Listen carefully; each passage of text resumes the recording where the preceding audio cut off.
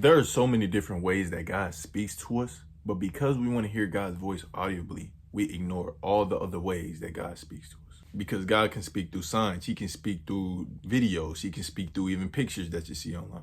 He can speak through so many different signs. But most importantly, He speaks through His word. The Bible is literally called God's word because that's how we can learn the voice of God. But many of the times we're too focused on trying to hear God's voice audibly before even getting to know God as a person. And that's why you must pay attention to the other ways God speaks to you, because if you don't, and you just try to hear God's voice audibly, then the devil can easily creep in and try to disguise themselves with God as God to try to get you to do things that are outside of God's will. Because sometimes you may not even need to hear God's voice audibly because God has already provided us enough in His word. And sometimes that's why we need to stop talking. No, it's good to pray. It's good to pray all the time, but you need to stop and listen to God to see what He wants you to do in your life, to see what He wants to tell you. That's why in this video, I'll be telling you how you can really listen to the voice of God. And I'm gonna be telling you the different ways God speaks. And the first one, which is the most obvious and the most important, is His word. You need to listen to His word. You can't just not read the word and expect God to speak to you. God won't speak to you because you can easily get deceived by the devil. That's why you must know God. You must be a follower of Christ in order to really hear His voice. Because if you don't know God, you won't know the difference between the devil speaking to you and God speaking to you. And the word actually tells us that His sheep will hear His voice. And now you have to ask yourself, what is a sheep and am I a sheep? Because if I'm not a sheep, then I can't hear His voice. But a sheep is someone who follows Christ, who trusts God, who does His commandments, who listens to whatever God tells them to do. Someone who actually loves Jesus and knows Jesus. And once you start to do those things, that's when you will become God's sheep, and that's when you can actually hear God's voice. But as His sheep, you also still must listen to His voice. Yes, He may speak to you, but you need to listen to His voice. And you can't listen to His voice if you have all these things around you, if you have all these thoughts in your mind. You're worried about life, stressed about life, because that's showing that you don't really trust God. So that's why you need to have a place where you just go and clear your mind off of everything. It could be your closet. That would be one of the best places because that's one of the most silent. It could be your car. It doesn't matter, but you need to find a secret place where you can just go and talk to God. And that could be like your altar. And once you pray, you need to listen.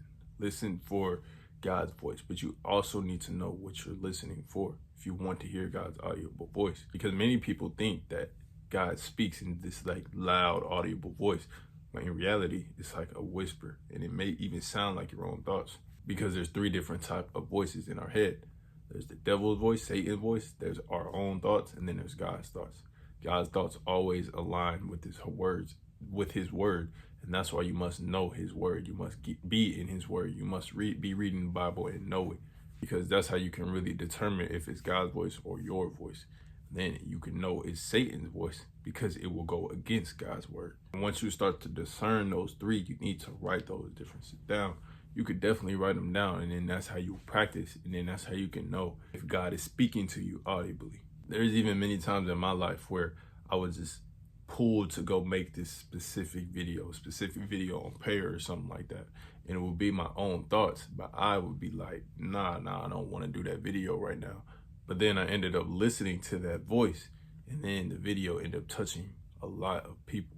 Although that voice sounded like my voice, I knew it was a voice from God because I wasn't even thinking about making another video. I was tired. It was after a workout.